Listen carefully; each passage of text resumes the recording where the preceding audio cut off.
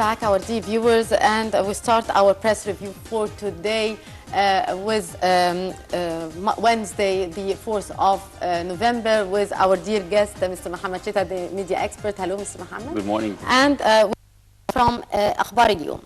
President Abdel Fattah al-Sisi met with the European Union Foreign Policy Chief Federica Mogherini in Cairo.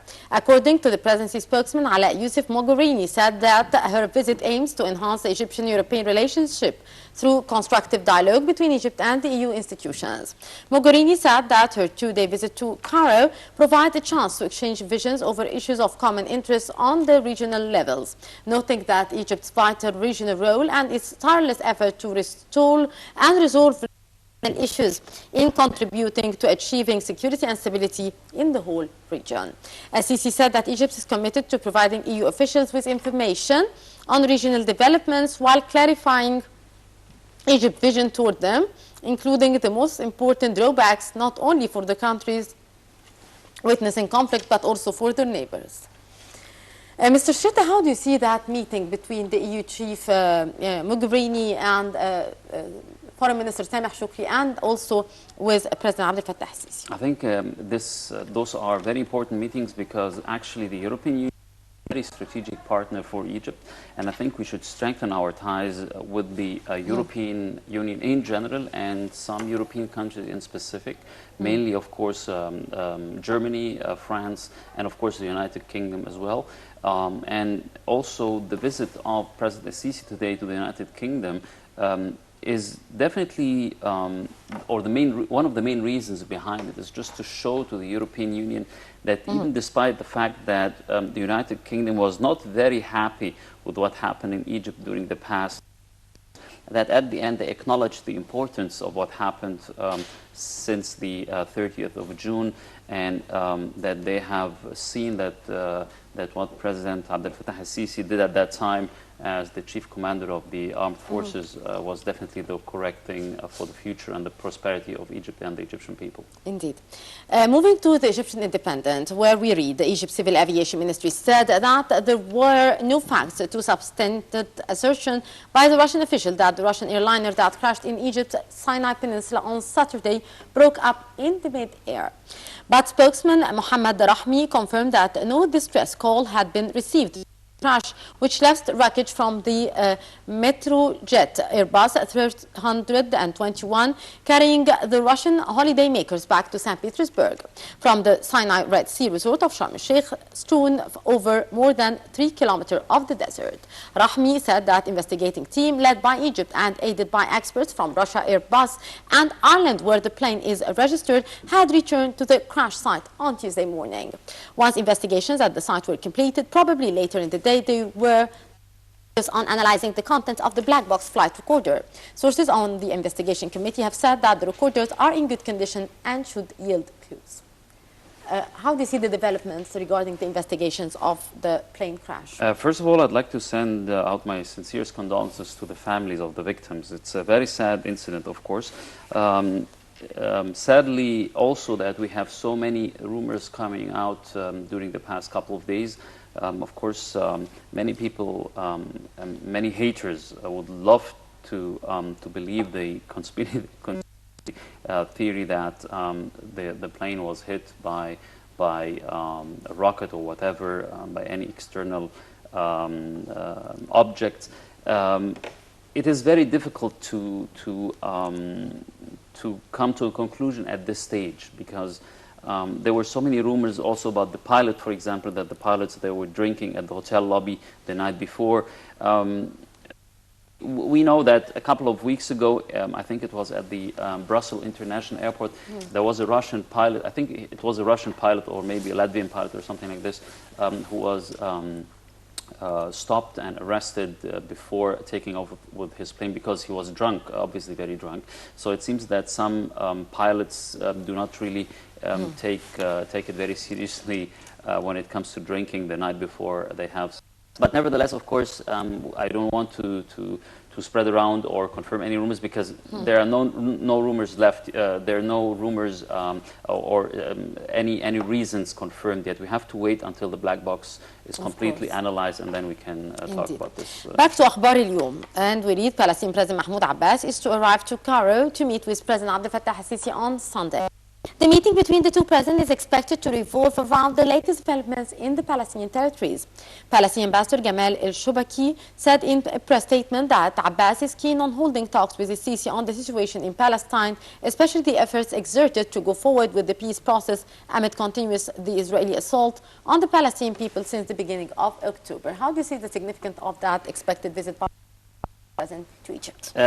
Of course, the visit is important, but as I mentioned many times before, we really need to get the key partners involved in this peace process on one table, and with key partners I mean the United States and the European Union as well, because these are the only countries which are really able to put really pressure on Israel and force to obey to the peace agreements which have been done over the past couple of years. They haven't been listening to the Arab states nor to the Arab League.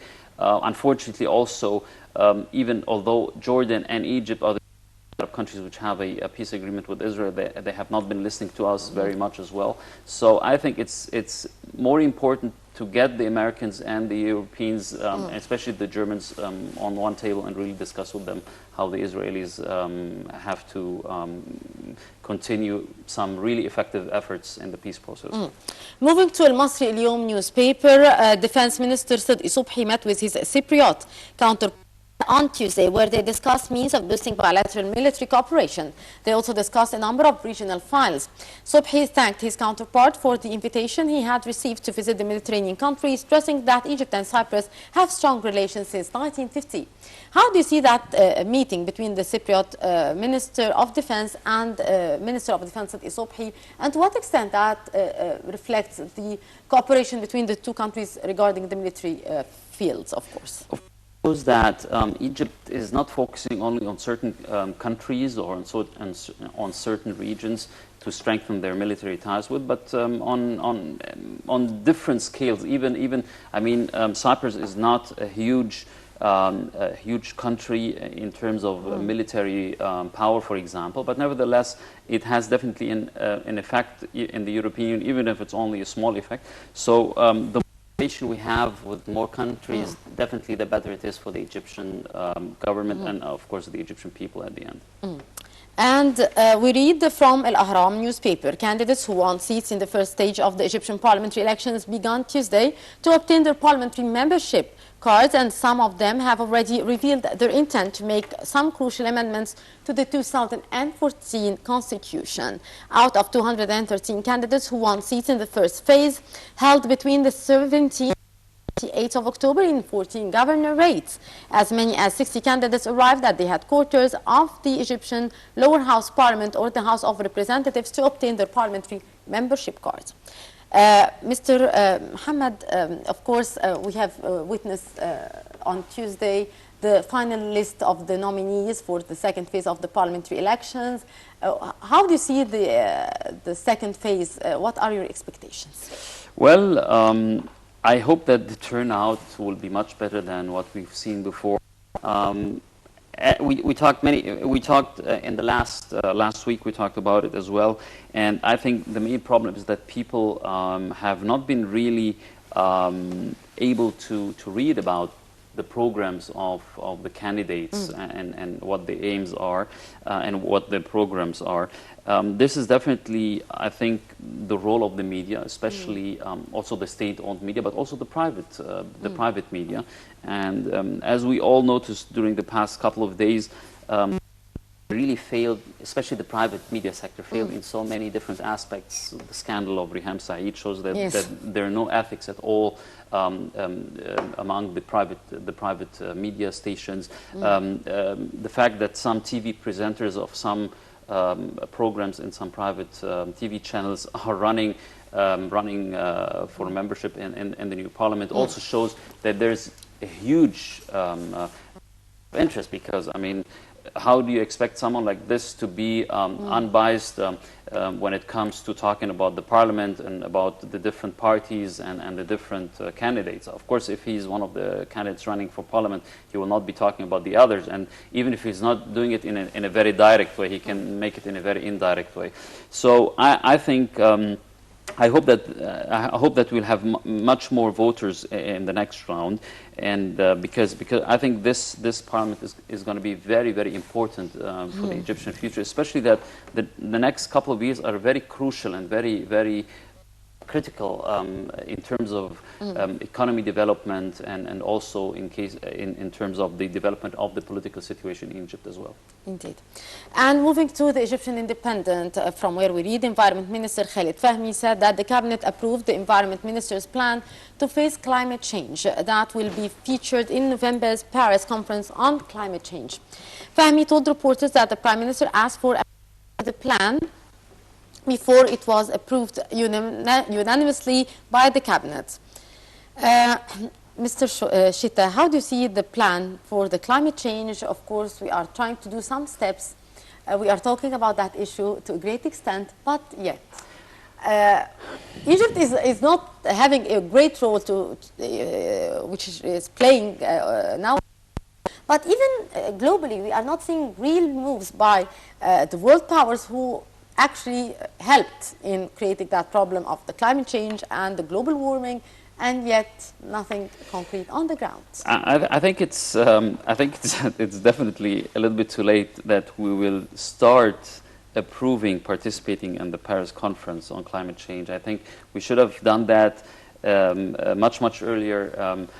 Since the Tokyo conference, I really haven't seen any significant change of the Egyptian government towards air pollution and the environment in Egypt. As a matter of fact, let me tell you a story. Last week I was talking with a diplomat of the German embassy, and he just recently came to Egypt, and it was how we talked, and he had plans to move with his complete family to Egypt. And after his wife and daughter, his 6-year-old daughter, came to Cairo, she started coughing the whole time, and she really had problems breathing. Although they were staying in Zamalek the whole time, which is considered one of the better areas with maybe less air pollution than, for example, Tahrir Square or Mohandisina al-Da'i.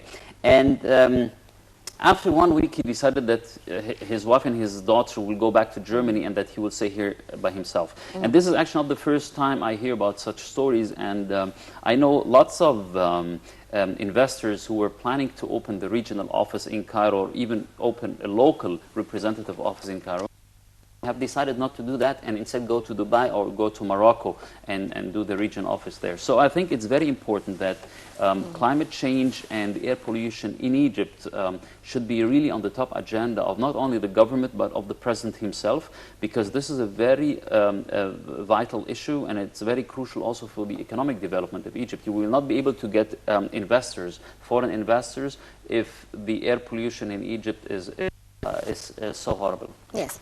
Moving to اليومي السابع, and we read, Egypt's stock market closed with indexes nearly flat after Tuesday's session, as the benchmark EGX 30 index, the small and mid-cap EGX 70 index, and the broader EGX 100 index inched down 0.02%. And the respectively Arab and foreign institutions were net buyers, recording net flow of 18.2 million Egyptian pounds and 20.3 million Egyptian pounds respectively, while local institutions were net sellers, recording net flows of 5.8 million Egyptian pounds. The EGX market lost 430 million Egyptian pounds, hitting the 448.5 billion Egyptian pounds compared to Monday's 449 billion Egyptian pounds. How do you see the performance of the Egyptian stock market? It was nearly flat, the performance last yesterday on Tuesday. And of course, to what extent that is a reflection of the status of the unstable economy, which we are going through to a certain level, with the fluctuation of the pricing of the dollar and its increase versus the Egyptian pound, which is such an alarm for many people, especially investors. the fluctuation of the dollar exchange rate is definitely one of the most disturbing issues we are currently facing in Egypt. The problem is that it's to a certain extent it's also kind of an artificial problem we have. When I go through the articles and read between the lines what's happening, and when I compare it to the real situation on the ground, I think that most of the Egyptian businessmen who are claiming to be exporting, not really focusing on exporting goods at all. They're just focusing on the local Egyptian market, because the local Egyptian market is a huge market, and they can make profit shares up to 30 and 40%, which is not possible to do anywhere else in the world. I just read an interview 2 days ago from an Egyptian newspaper, business newspaper, doing an interview with Dr. Ghabour is one of the most famous businessmen, of course, in Egypt, and he's, of course, as you know, he's one of the key players in the Egyptian automotive market. And he was talking about the fact that the dollar crisis and that the strategy of the government is ruining the automotive industry, which is, of course, total nonsense, because actually we do not have a so-called automotive industry in terms of a real industry. All what is assembling parts we get from Europe or from Korea or from Asia or from the United States, and or from China, of course, and they assemble them here. So there's no really added value. Plus, in addition to the fact that the prices of those locally assembled cars are in some cases double the price you pay for them in China or in Europe, for example. So I think the government needs to restructure the strategy completely in favor of the Egyptian consumer, not in favor of the Egyptian businessman, because actually they have failed over the 30 years to really build up an automotive industry capable of competing with the international car companies outside Egypt, and those exporting and being able to export the cars. But this never happened. Even the capacity of their their factories was never done and had the concept of exporting cars. They were only the capacity was only for the Egyptian market, and that's it. So I think it's not only him to blame. We should also blame some of the media who give the platform to many businessmen to say whatever they want to say without correcting them, because actually the who did the interview with him should have talked with him about these issues as well.